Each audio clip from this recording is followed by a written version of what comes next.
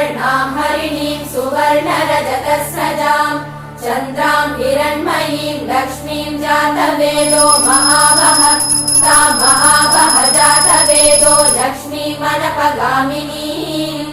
यस्यां हिरण्यं विन्देयं गामश्वं पुरुषानहम् अश्वपूर्वामृतमद्यां हस्तिनादप्रबोधिनीं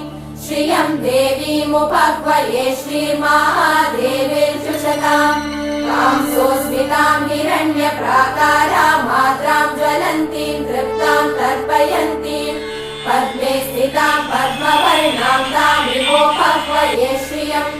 चन्द्रां प्रभासां यशसा ज्वलन्तीं श्रियं लोके देवचुष्टामुदारां तां पद्मिनीमीं शरणमहं प्रपद्ये लक्ष्मीर्मे नश्यतां त्वां वृणे आदित्यवर्णे